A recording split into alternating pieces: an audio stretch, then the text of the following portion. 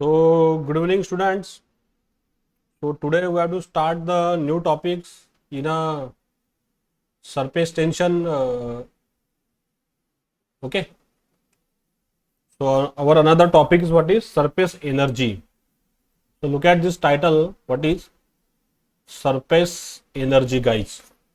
So, what is in surface energy? Let's we discuss here. We know the definition of the surface tension is shown by the letter T. Force per unit length is nothing but the surface tension. What is the SI unit? Newton per meter. This is the SI unit of surface tensions. Some books having a symbol T, some books having the symbol is sigma, like that. तर आता बघा, now we have to discuss the surface energy. काय concept आहे बघा इथं आता. So we have seen that molecule inside the volume of a liquid like molecule A in a figure. Okay, आता ही figure आपण ऑलरेडी पाहिलेली आहे. ह्या मॉलिक्यूल बद्दल आपण बोलत आहे, ए बद्दल, जो एकदम पाण्याच्या आतमध्ये आहे, deep inside the container. So experiences more cohesive force than molecules like molecules B and C in the surface film of a liquid in that figures. आता हे आपण ऑलरेडी शिकलेलो मुलांना, we already discuss all this things, कि जो ए पे है वहां पे ज्यादा कोहेसिव फोर्स था, हर साइड से कोहेसिव फोर्स एक्ट हुआ था, ए ऊपर से नीचे से, और उसकी वैल्यू 0 हो गई थी. उसके बाद में फिर बी पे भी एक्ट हुआ था और सी पे भी एक्ट हुआ था. बी पे एकदम ज्यादा था क्योंकि ज्यादा पोर्शन जो ये मॉलिक्यूल का ये पानी के अंदर है और इतना ही पोर्शन सिर्फ बाहर था. और सी का अगर मॉलिक्यूल कंसिडर करते हैं तो half of the molecule inside the liquids end half of the molecules in air. तो यहाँ पे कोहेसिव फोर्स कम था, यहाँ पे ज्यादा, यहाँ पे तो सबसे ज्यादा था, लेकिन चारों साइड से वैल्यू सेम है, इसलिए उसकी वैल्यू 0 हुई थी. ये हमने ऑलरेडी पढ़ा है, molecular theory of a surface tensions. So here what is, thus the work has to be done to bring any molecule from inside the liquid into the surface film. अब यहां से जो molecules है, ये जो अंदर molecules है, अब ये मॉलिक्यूल जो है यहाँ के नीचे के मॉलिक्यूल्स कहाँ आएंगे बच्चों? ऊपर के तरफ आएंगे. They will be rise in upward directions. अब ये मॉलिक्यूल्स नीचे का एक जगह से अगर दूसरे जगह पे मूव होगा, मतलब उसका क्या होगा? वर्क होगा. जो यहाँ पे लिखा है, the work has to be done to bring any molecule from inside the liquid into the surface film. जो हमारी सरफेस फिल्म है, कौन सी है? y टू y डैश या फिर x टू x डैश. ये क्या है? हमारी सरफेस फिल्म है. इसके बारे में हम ऑलरेडी पढ़ चुके हैं. जिसका डिस्टेंस कितना रहता है बच्चों? 10⁻⁻7 मीटर्स. अब ये जो नीचे का मॉलिक्यूल है, जब ये सरफेस फिल्म पे आएगा, मतलब यहाँ से वो ट्रांसफर होगा एक जगह से दूसरे जगह, मतलब नीचे से ऊपर. मतलब वो क्या कर रहा है बच्चों? काम कर रहा है, वर्क कर रहा है. Okay, so clearly the surface molecules possess extra potential energy as compared to the molecule inside the liquids. मतलब ये नीचे का मॉलिक्यूल जब ऊपर जाएगा तो उसके लिए क्या होना? कुछ एनर्जी होना. यहाँ पे लिखा है, the surface molecules possess extra potential energy as compared to the molecule inside the liquids. मतलब सरफेस पे जो मॉलिक्यूल्स है यहाँ पे या फिर यहाँ पे, इनके पास में क्या ज्यादा है बच्चों? पोटेंशियल एनर्जी है. और होंगे, क्योंकि पोटेंशियल एनर्जी का क्या फार्मूला रहता है? mgh. अगर हाइट अगर बढ़ेगी, h की वैल्यू अगर बढ़ती है तो पोटेंशियल एनर्जी भी क्या होंगी? राइज होंगी. यहाँ पे जो मॉलिक्यूल्स है उसकी हाइट एकदम कम है, लेकिन जो मॉलिक्यूल्स यहाँ पे सरफेस पे रहेंगे उसकी हाइट क्या रहेंगी बच्चों? ज्यादा रहेंगी.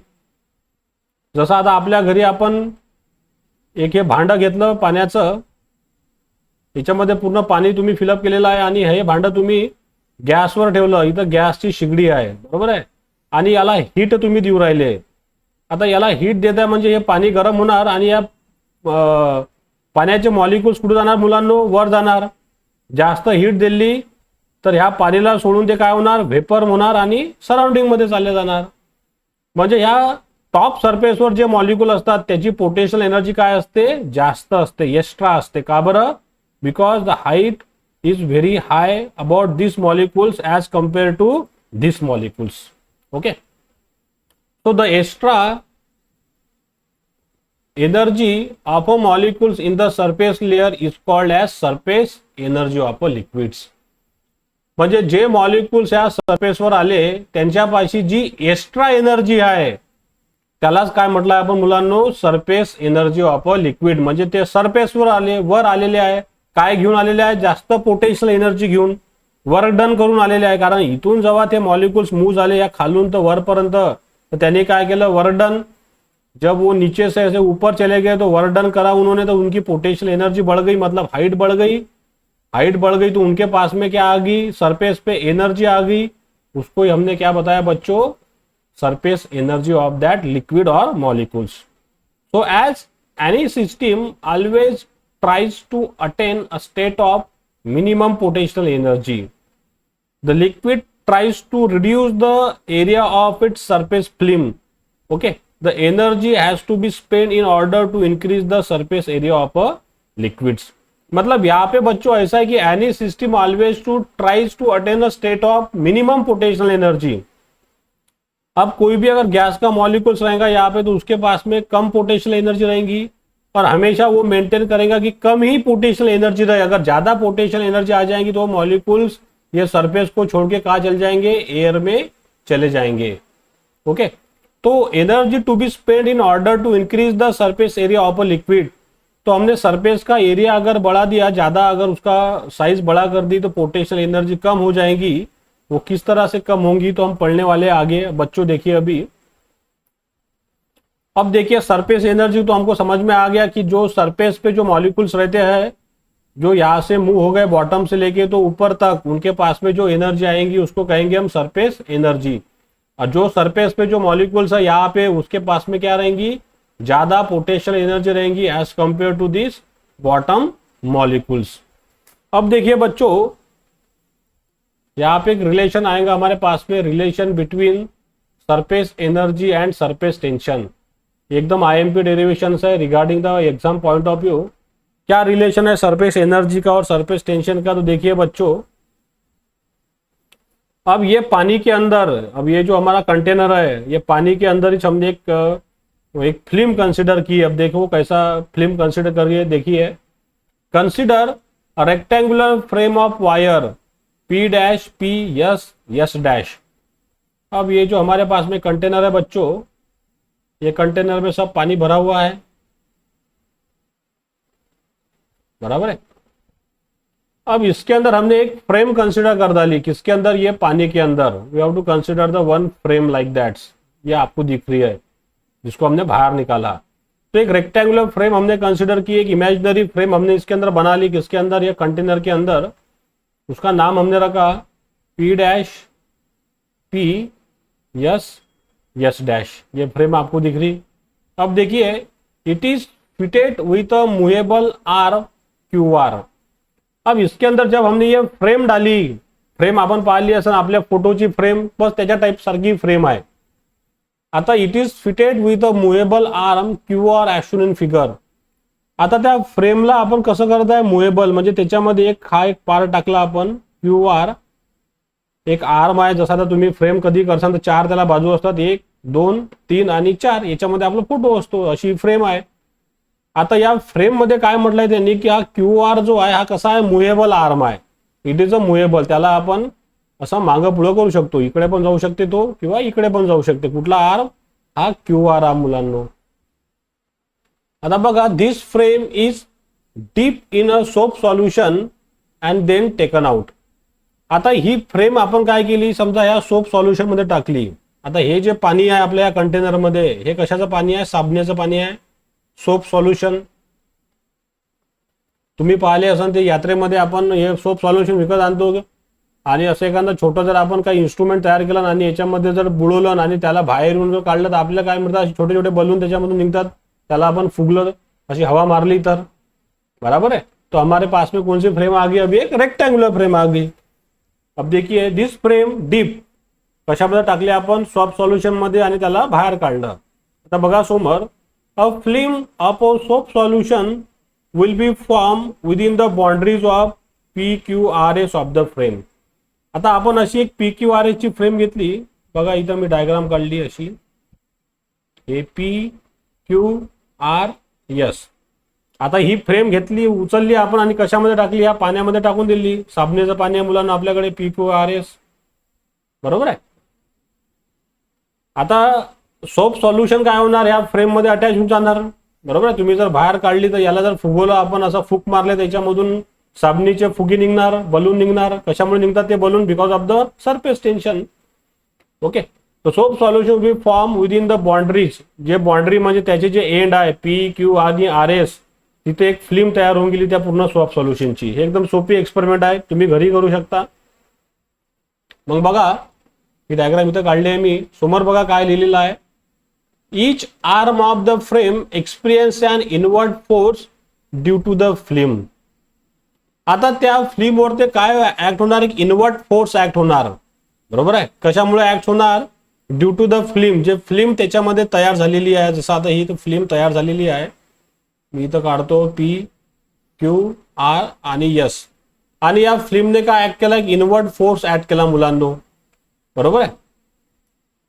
Under the action of this force the movable arm Q R. आता हा जो मुव्हेबल आर्म आपल्यापाशी क्यू आर आहे या फ्रेमचा, याला काय केलं आपण, move toward the side P S. Okay, so as decrease the area of the film. आता बघा, आता हा जो क्यू आर आहे, ह्या क्यू आर ला जर आपण इकडे मूव्ह केलं toward the side P S, समजा याला इकडे मूव्ह केलं आपण असं ह्या क्यू आर ला, कारण का हा फिरणारा आहे, मुव्हेबल आहे, तर या फिल्मचा एरिया काय होणार मुलांना, लहान होऊन जाईल असा, बरोबर आहे. या क्यू आर ला आपण इकडे मूव्ह केलं पी क्यू आर आणि एस, तर हा एरिया काय झाला मुलांना, लहान झाला. इकडे जर आपण याला लुटलं असं. नंतर बघा, if the length of the Q R is L.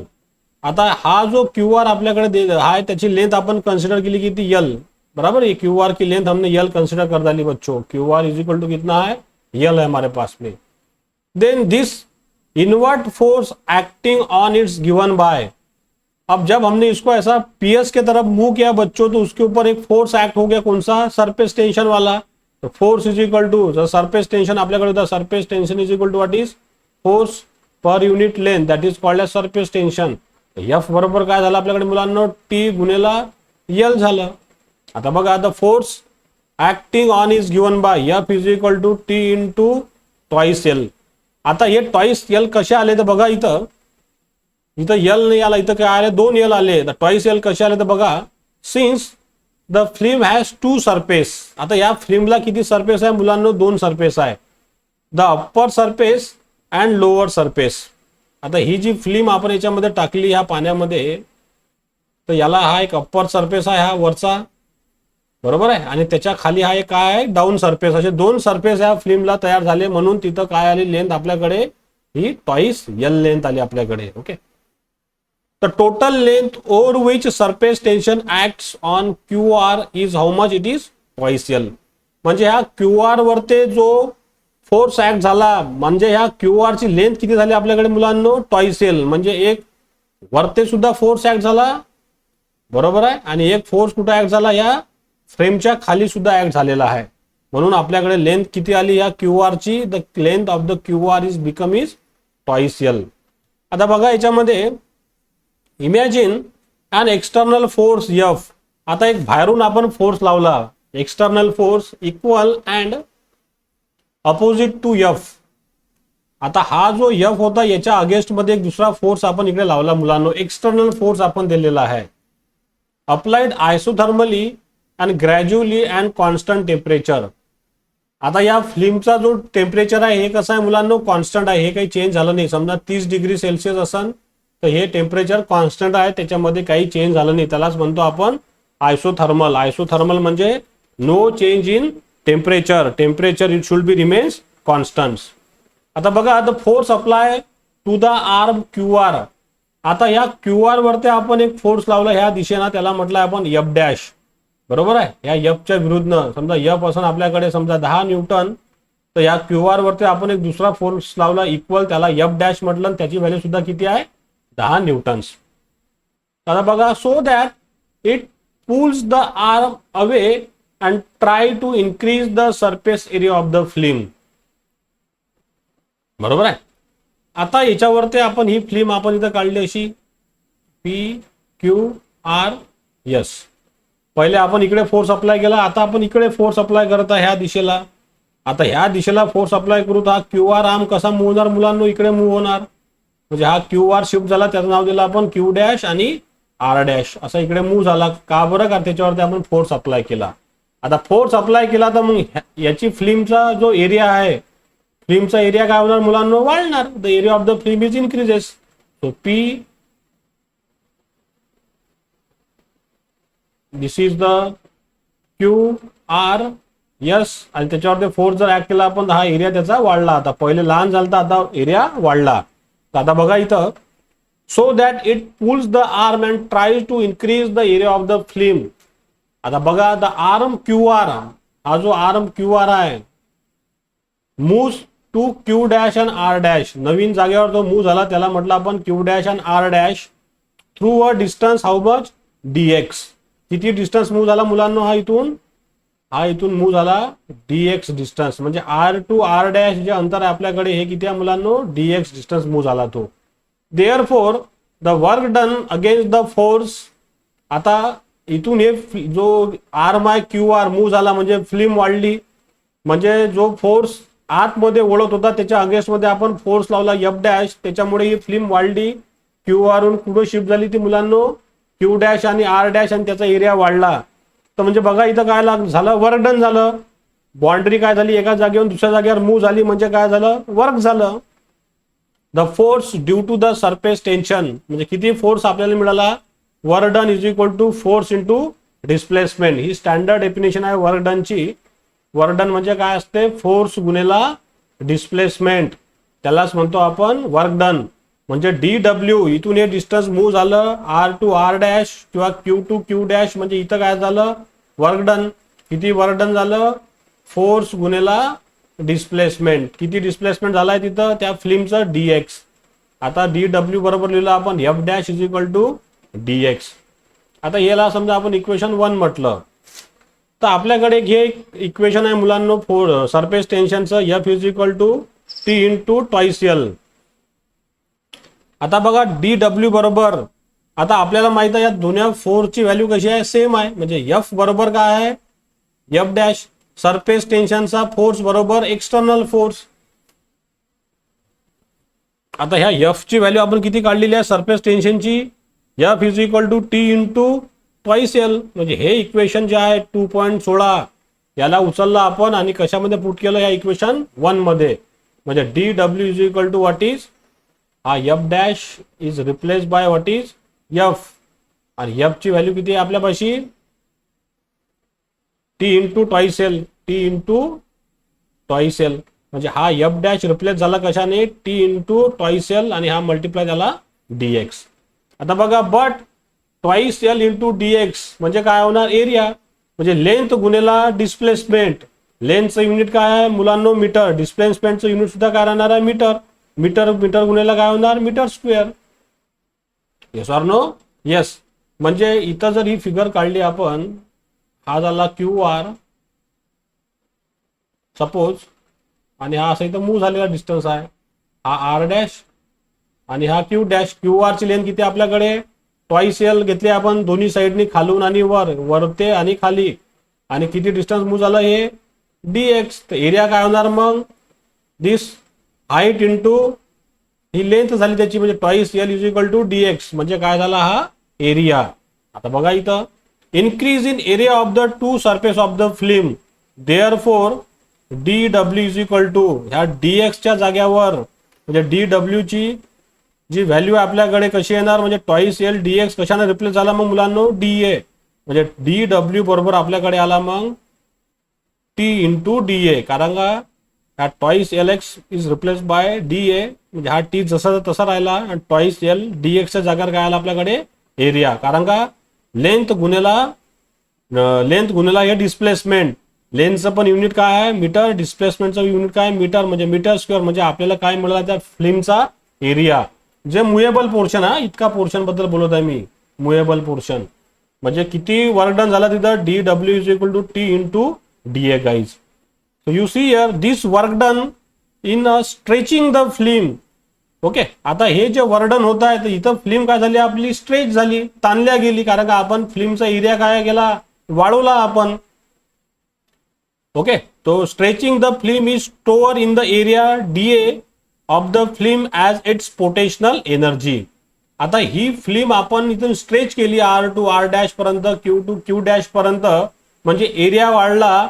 या एरिया जो वाढला याच्यामध्येच काय स्टोअर झालं मुलांना, त्याची सरफेस एनर्जी स्टोअर झाली, सरफेस टेन्शन म्हणजे पोटेन्शियल एनर्जी स्टोअर झाली. जसं आता मी तुम्हाला फॉर एक्झाम्पल सांगतो, जसं तुमच्यापाशी हा रबर आहे समजा, हा एवढा रबर आहे, याची हाईट समजा एच आहे. आता ह्या रबरला जर तुम्ही ताणलं, ओढलं समजा, याला जर आपण असं ओढलं खालून, तर याची हाईट काय होणार मुलांना, वाढणार. याची हाईट वाढली म्हणजे इथून इतकं डिस्टन्स वाढलं, एच डॅश म्हणजे याची हाईट इतकी झाली. ह्या रबरला जर आपण सडन सोडलं तर हा परत याच्या जागेवर चालला जाणार. म्हणजे याला ताणणे म्हणजे याला आपण लांबवलं, ताणवलं, म्हणजे याच्यामध्ये काय केलं आपण, त्याचा एरिया वाढवला. एरिया वाढवला म्हणजे त्याची पोटेन्शियल एनर्जी काय केली आपण, इन्क्रीज केली. पोटेन्शियल एनर्जी इन्क्रीज झाली म्हणजे हाईट काय झाली, वाढली. म्हणजे पी बरोबर काय झालं, mg एच. एच वाढले म्हणजे पोटेन्शियल एनर्जी त्याची इन्क्रीज झाली. Okay, so this burden is stretching the film is stored in area dA of a film as its potential energy. And this energy काय मुलांना आपली, this energy is called as the surface energy. So surface energy is equal to what is T into dA, and thus the surface tension is also equal to the surface energy per unit area. त्यालाच काय म्हणतो आपण, surface tension is also equal to the surface energy per unit area guys. So this is the explanation about the surface energy. Yes or no? Yes. तर आता तुम्ही काय लिहिसाल, surface टेन्शनची definition इथं तुम्ही परत लिहू शकता. याला आपण कसं लिहू शकतो, इथं बघा, सरफेस एनर्जीचा समजा आपण सिम्बॉल घेतला ई, तर टी इंटू काय आला आपल्याकडे, डीए आला. तर टी बरोबर काय झालं मुलांनो, E upon DA. Surface tension बरोबर काय झालं, energy per unit area. Okay, आणि सरफेस एनर्जीचे डेफिनेशन काय आपल्याकडे, surface tension multiplied by cross sectional area of a film, that is called as the surface energy guys. Yes or no? Yes. So I stop here. In next lecture we will be discuss the some another new numerical guys. Okay.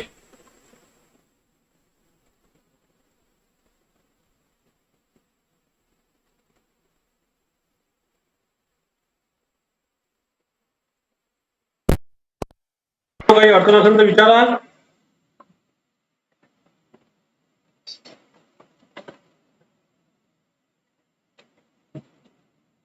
विचारा student, काही अडचण कोणाला.